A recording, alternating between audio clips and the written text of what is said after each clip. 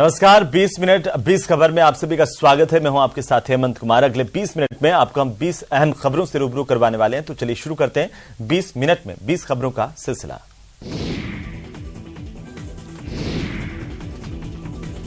Arrow India के 14वें addition की शुरुआत सोमवार को बेंगलुरु के येलहांका के एयरफोर्स स्टेशन पर हुई।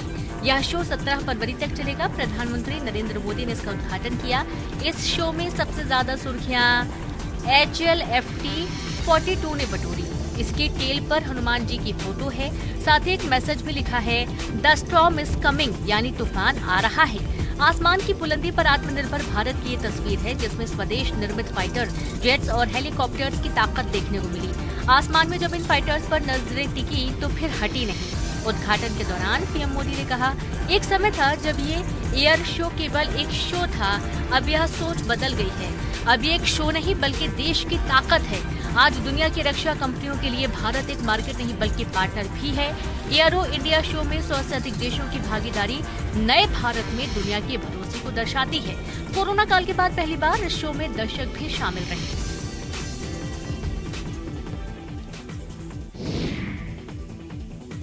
चंबल रिवर फ्रंट पर दुनिया की सबसे बड़े घंटों को ढालने की तैयारी पूरी कर ली गई है। घंटे को ढालने के लिए जयपुर से 3 टुकड़ों में लाए गए फाइबर के 3D मदर पैटर्न को जोड़कर फाइनल फिनिशिंग दे दी गई है। अब इसके सहारे विभिन्न धातुओं के मिश्रण को घंटे के आकार में ढालकर दुनिया के सबसे बड़े घंटे को आकार दिया जाएगा। इसको बजाने के लिए दुनिया की सबसे लंबी 6.5 मीटर की 400 किलो वजनी जॉइंट लेस रिंग चेन भी तैयार की जाएगी।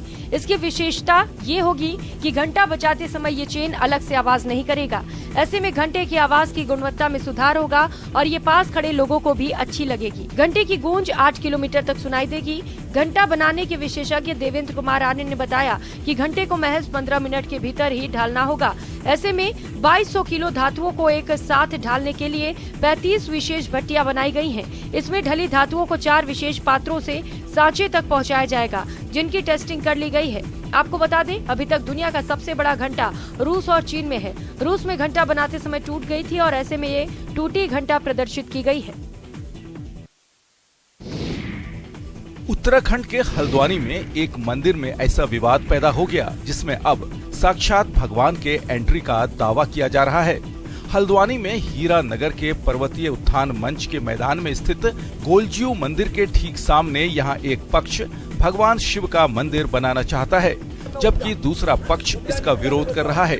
लेकिन अब इस विवाद में साक्षात भगवान की एंट्री हो चुकी है, वो भी जागर के जरिए।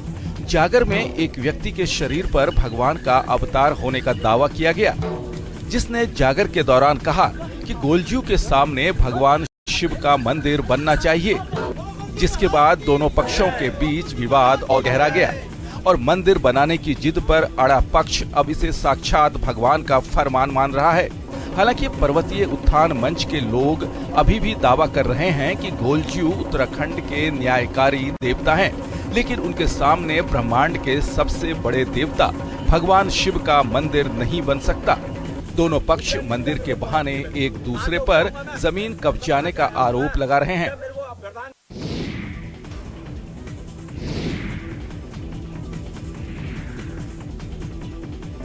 जमीन से अतिक्रमण खाली करने का नोटिस है ये, लेकिन ये नोटिस किसी इंसान को नहीं, भगवान को जारी किया गया है।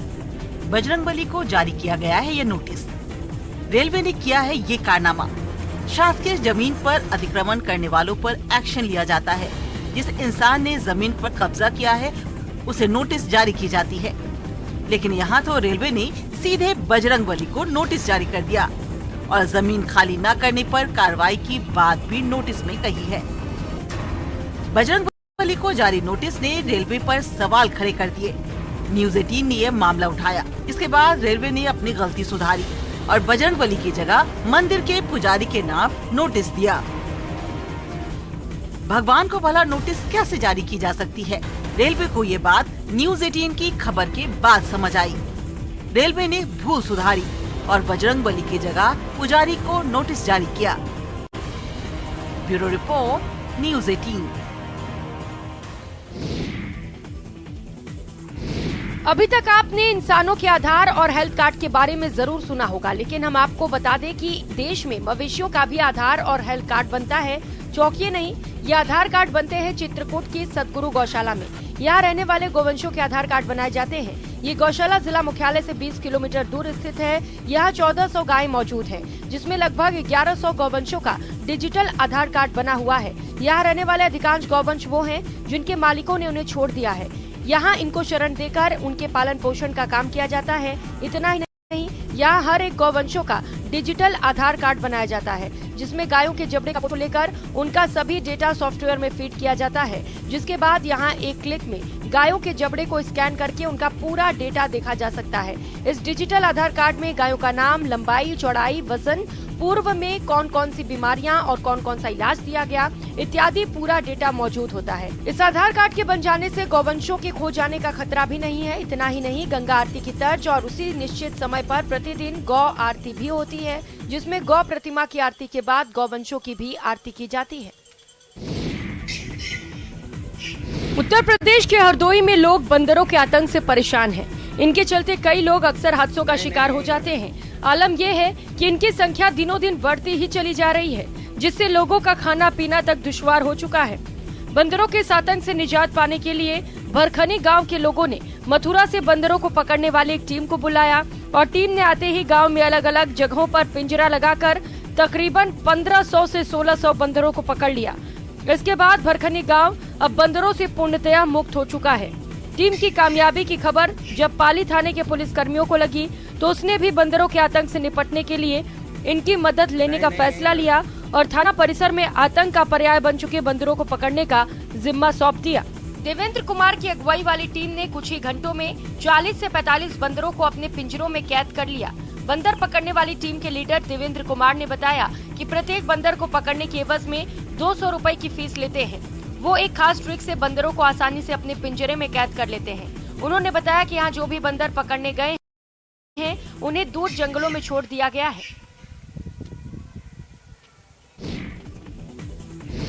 आज भले ही संचार की दुनिया में तेजी से बदलाव हो रहे हैं, दुनिया तेजी से ओटीटी की तरफ बढ़ रही है, लेकिन इन सब के बीच रेडियो का महत्व आज भी बरकरार है।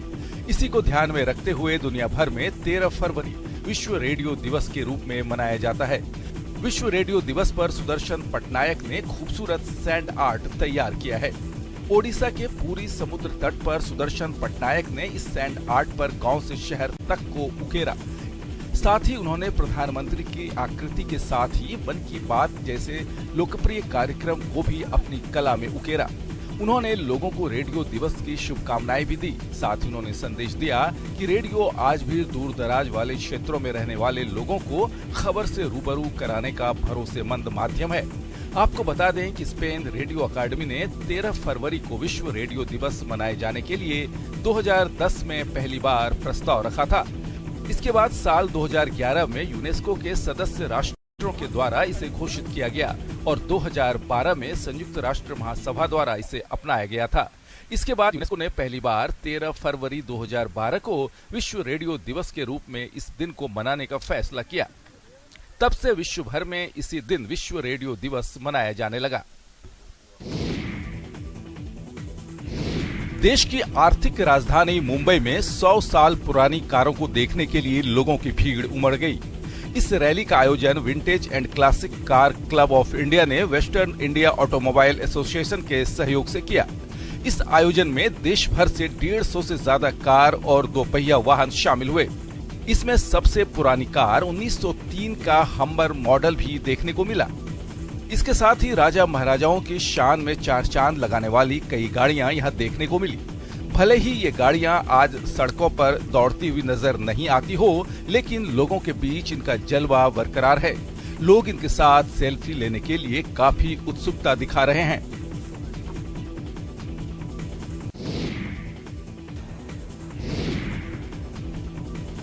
शादी की सालगिरह, जश्न का माहौल, डीजे की धुन पर थिरकते लोग, लेकिन पल भर में ये खुशियां मातम में बदल गई। तस्वीर हैरान करती हैं।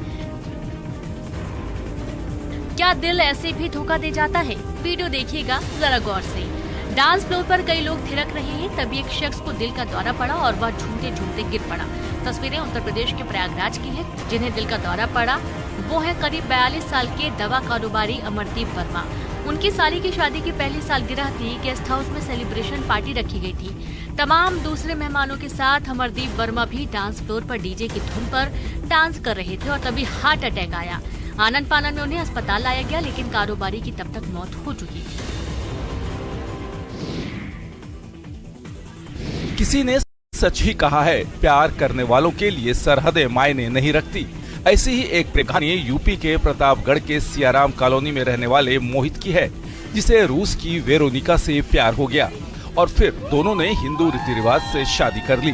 प्रतापगढ़ के मोहित ने इंटर की पढ़ाई करने के बाद एनिमेशन में पढ़ाई की और बेंगलोर की एक कंपनी में काम करने लगे। यहाँ उनकी मुलाकात रूस की रहने वाली वेरोनिका से हुई। दोनों के बीच दोस्ती हुई और दोस्ती प्यार में बदल गई।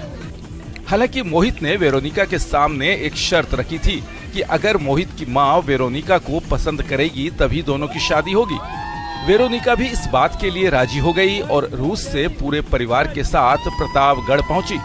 10 फरवरी को हल्दी रस्म और 11 फरवरी को मेहंदी रस्म के बाद 12 फरवरी को दोनों हिंदू रीति रिवाज के साथ फेरे लेने के बाद शादी के पवित्र बंधन में बंध गए। शादी में मोहित के परिजनों के साथ ही वेरोनिका के परिजनों ने भी जमकर मजे लिए।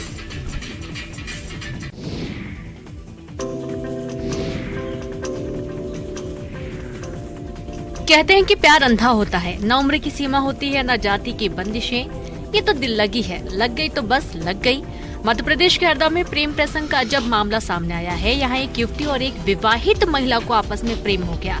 प्यार ऐसा कि दोनों एक दूसरे के साथ रहने के लिए अड़ गईं। कह दिया बात बस इतनी ही जी कि हम दोनों अब साथ रहना चाहते हैं। विवाहित महिला 2 बच्चों की मां है और युवती तो युवती, दोनों के बीच उम्र का भी काफी फासला है और इस अजीब प्रेम के मामले ने दोनों परिवार के लोगों को परेशानी में डाल दिया है। काफी समझाने के बाद भी वे टस से मस नहीं हो रहे। मामला पुलिस तक पहुंच गया। दोनों थाने पहुंची। पुलिस ने भी समझाया, लेकिन वे मानने को राजी नहीं। पुलिस का कहना है दोनों बालिग हैं, समझाइश तो दी गई, अब मानना न मानना उनका काम है। पति परमेश्वर की धारणा हमारे समाज में तो है ही। परमेश्वर ही पति हो, ये कहानी कुछ अलग है, कुछ खास है, कुछ अनोखी है। हम पुराणों और ग्रंथों में ही सुनते आए हैं कि किसी युवती ने भगवान को अपना पति मान लिया। भक्ति काल में मीराबाई की कहानी भी ऐसी ही है। लेकिन ये जो कहानी हम आपको बता रहे हैं, ये मध्य प्रदेश के दतिया जिले की है, जहाँ एक युवती की शादी चर्चा का विषय बन गई। दतिया की रहने वाली युवती ने इंसानों से नहीं बल्कि भगवान शंकर से शादी रचाई। युवती निकिता चौरसिया MBA कर चुकी है। उसने बताया कि आज संसार में हर इंसान दुखी है, इसलिए उसने अध्यात्म का मार्ग चुना और भगवान शिव को पति मानकर अपना जीवन उन पर न्यौछावर कर रही है। गौरतलब है कि शादी में वो सभी रस्में हुई जो एक आम इंसान की शादी में रस्में अदा की जाती हैं। हल्दी मेहंदी से लेकर बारात तक सजाई गई।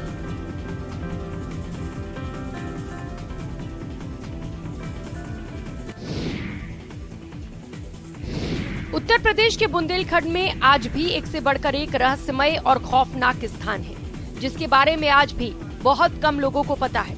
बुंदेलखंड में चारों तरफ पत्थर के पहाड़ों की श्रृंखला है, जिनमें हजारों की संख्या में एक से बढ़कर एक रहस्यमय गुफा है। दावा किया जाता है कि आज भी इन गुफाओं में हजारों लाखों साल से ऋषि मुनि भगवान की तपस्या कर रहे हैं। झांसी में भी एक ऐसी ही गुफा का रहस्य लोगों के बीच चर्चा का विषय बन गया, जिसके बारे में बताया जाता है कि तकरीबन 43 लाख साल पहले जब यहाँ पर हिरण्यकश्यप का राज्य था, तब ये गुफा डिकांचल पहाड़ के अंदर बन गई थी। डिकांचल पहाड़ के 636 फीट ऊपर बनी इस गुफा का रहस्य आज भी बरकरार है।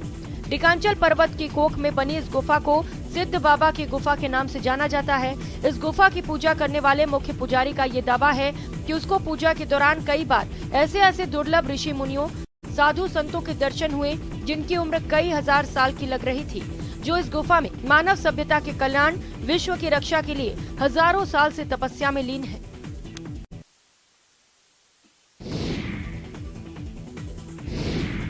ये है डूंगरपुर जिले का छोटा सा गांव दिवड़ाबड़। कहने को ये गांव है, लेकिन यहाँ सार्वजनिक सुविधाएं किसी विकसित शहर से कम नहीं। गांव की पंचायत द्वारा जहां क्षेत्र में स्वच्छता, हरियाली और शुद्ध पेयजल को लेकर कार्य किया गया है, तो वहीं इसके साथ ही युवाओं को प्रतियोगी परीक्षा की तैयारी के लिए लाइब्रेरी और महिलाओं को आत्मनिर्भर बनाने के लिए उन्हें निःशुल्क प्रशिक्षण भी दिए जा रहे हैं। इसके अलावा भी पंचायत की ओर से कई नवाचार किया जा रहा है।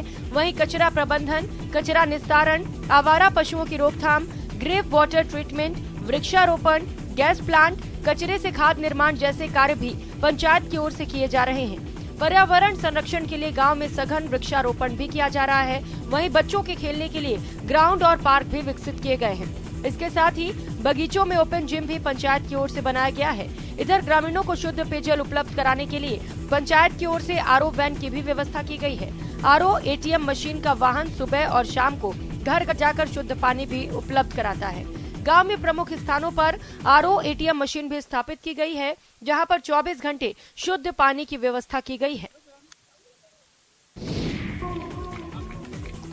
मध्य प्रदेश सरकार की विकास यात्रा में नेताओं और अफसरों में कई रंग देखने को मिले। पन्ना में कलेक्टर संजय मिश्रा के बयान से गरमाई सूबे की सियासत ठंडी भी नहीं पड़ी थी कि अब त्योंथर विधायक ने अलग हवा दे दी। भाजपा विधायक श्यामलाल द्विवेदी का एक वीडियो वायरल हुआ है, जिसमें जनता को रिझाने के लिए वो गले में सर्प डालकर बीन बजाते दिख रहे हैं। विधायक वहां जनता को सरकार की योजनाएं गिना रहे थे, तभी एक सपेरा पहुंच गया। विधायक ने पहले उसके पेशे से जुड़ी जानकारी ली, फिर समर्थकों की मांग पर उन्होंने गले में सर्प डलवाने के बाद बीन बजाना शुरू कर दिया। विधायक जी को सपेरा बने हुए देख लोगों ने भी जमकर ताली बजाई। हालांकि कुछ देर बाद गले से सांप तो उतर गया, लेकिन मंत्री जी बीन बजाते रहे।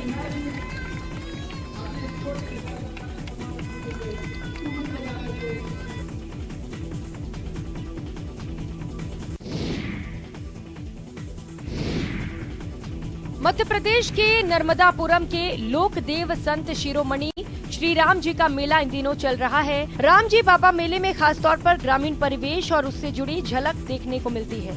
इसी के तहत नर्मदा कॉलेज मैदान पर बैलगाड़ी दौड़ प्रतियोगिता का आयोजन किया गया, जिसमें 60 बैलों की जोड़ी ने दौड़ लगाई। इसे देखने नर्मदा महाविद्यालय मैदान पर बड़ी संख्या में लोग मौजूद रहे। बैलगाड़ी दौड़ प्रतियोगिता में जिले सहित आसपास के ग्रामीण क्षेत्रों की बैल जोड़ियां शामिल हुई। प्रतियोगिता के खिताब पर कब्जा जमाने के लिए बैल जोड़ी मालिक और बैल जोड़ी दोनों जी जान लगाते नजर आए और विजेता बनी बैतूल के संत पाल धुर्वे की बैल जोड़ी लखी और लाखिया। इनकी जोड़ी ने 6 मिनट 74 सेकंड में प्रतियोगिता जीतकर प्रथम स्थान हासिल किया।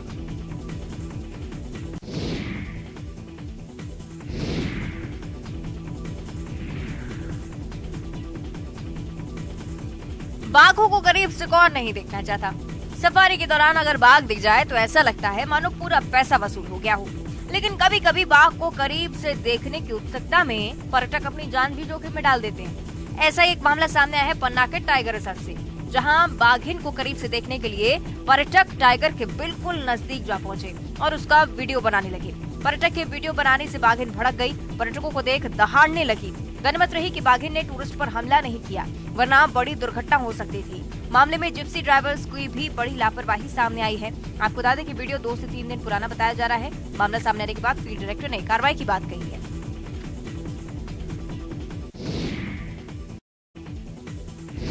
तुर्की और सीरिया में आए विनाशकारी भूकंप में अब तक 25,000 से ज्यादा लोगों की मौत हो चुकी है। दोनों देशों में लगातार रेस्क्यू ऑपरेशन जारी है। वसुदेव कुटुंबकम का मंत्र मानने वाले भारत ने भी वहां मदद के लिए अपनी एनडीआरएफ टीमें भेजी हैं और ये टीमें बाकायदा अपना फर्ज निभा रही हैं। मलबे में फंसी रही 6 साल की बच्ची को टीम ने जिंदा बाहर निकाला और इस खास काम को अंजाम देने वाले भारत के एक ऐसे 2 बेजुबान हीरो शामिल है जिनका लोहा दुनिया मान रही है। इनका नाम है रोमियो और जूली। अगर शायद ये दोनों नहीं होते तो बच्ची का पता तक नहीं लग सकता था। मलबे में फंसी बच्ची को जूली ने ही सबसे पहले सूंघा और उसके हैंडर को सतर्क किया। इसके बाद रोमियो को अंदर लाया गया और उसने पुष्टि की कि मलबे के नीचे दबी बच्ची जिंदा है। बच्ची को जिंदा मलबे से निकालकर सैन्य हेलीकॉप्टर से एयरलिफ्ट किया और इलाज के लिए तुर्की हटे में भारतीय सेना के फील्ड अस्पताल में ले जाया गया। टीम का कहना है कि बच्चे की हालत स्थिर है और वो रिकवर हो रही है।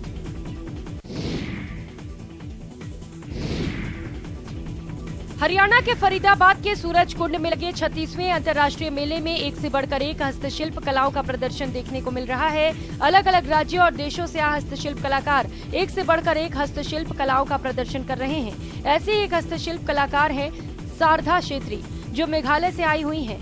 ये उन वस्तुओं का इस्तेमाल करती हैं जिन्हें लोग फेंक देते हैं। उनकी बनाई गई कलाकृतियों को देखकर हर कोई मंत्रमुग्ध हो रहा है और इन्हें खरीदे बिना नहीं रह पा रहा है। पहली बार सूरज कुंड मेले में आई शारदा पिछले 12 सालों से ये मेघालय में अपना थोक का व्यापार चलाती हैं और ऑर्डर के आधार पर ही प्रोडक्ट तैयार करती हैं। इनके इस हुनर से 60 लोगों को रोजगार भी मिला है। इस कला को लेकर इन्हें स्टेट अवार्ड भी मिल चुका है।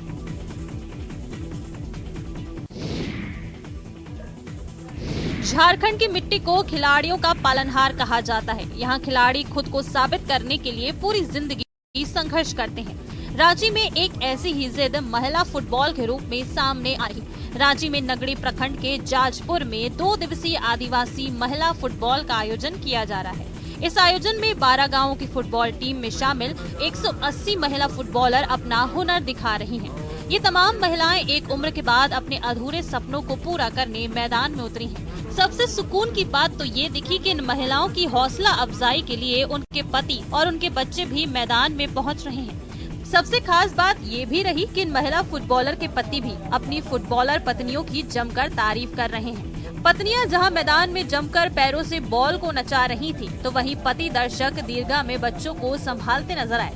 दरअसल इस फुटबॉल टूर्नामेंट के आयोजन की जिम्मेदारी भी महिलाओं के ही कंधों पर है।